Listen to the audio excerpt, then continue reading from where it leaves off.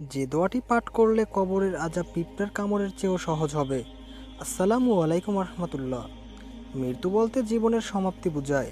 অন্য কথায় মৃত্যু হচ্ছে এমন একটি অবস্থা যখন সকল শারীরিক কর্মকাণ্ড যেমন শ্বসন, খাদ্যগ্রহণ, পরিচালন ইত্যাদি থেমে যায়।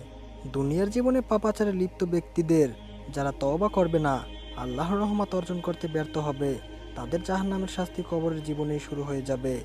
এই শাস্তি চলবে কিয়ামত পর্যন্ত। আর জাহান্নামের শাস্তি তো আরও কঠিন ও দীর্ঘস্থায়ী। এই জন্য রাসূল সাল্লাল্লাহু সাল্লাম আমাদেরকে বারবার কবরের আযাব থেকে বাঁচার জন্যে আল্লাহর কাছে আশ্রয় চাওয়ার জন্য উপদেশ দিয়েছেন।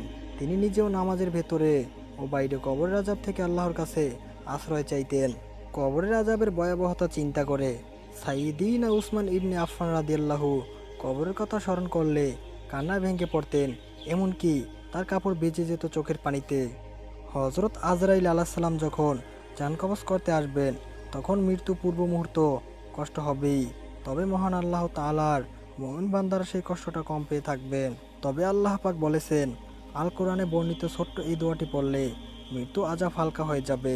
দোয়াটিকে আমরা সবাই আয়াতুল কুরসি বলেই জানি।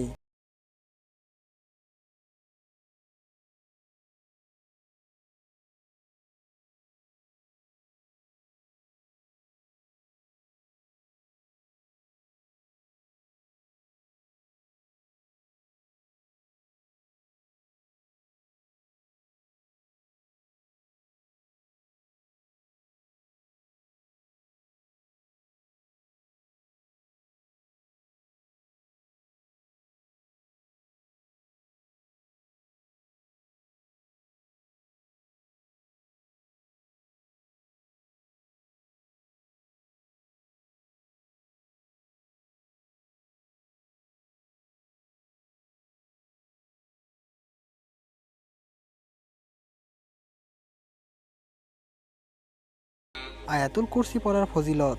1 নম্বরে, আয়াতুল কুরসি পড়ে বাহির থেকে বের হলে 70,000 ফেরেশতা চতুর্দিক থেকে তাকে রক্ষা করে। 2 নম্বরে, এটি পরে বাড়ি ঢুকলে বাড়িতে দারিদ্রতা প্রবেশ করতে পারে না। 3 নম্বরে, এটি পরে ঘুমালে সারা রাত একজন ফেরেশতা তাকে পাহারা দেন। 4 নম্বরে, ফরজ নামাজের পর পড়লে তার আর বেহেশতের মধ্যে একটি জিনিসেরই দূরত্ব থাকে, তা হলো মৃত্যু। এবং মৃত্যু আযাব এতই হালকা হয় যেন একটি পিঁপড়ের কামড়। 5 নম্বরে, অজুর পর পড়লে আল্লাহর নিকট 70 গুণ মর্যাদা বৃদ্ধি লাভ করে। তাই আয়াতুল কুরসি পাঠ করা খুবই গুরুত্বপূর্ণ। আজকের ভিডিওটি এ পর্যন্তই। সকলে ভালো থাকবেন, সুস্থ থাকবেন। আসসালামু আলাইকুম রহমতুল্লাহি ওয়া বারাকাতুহু।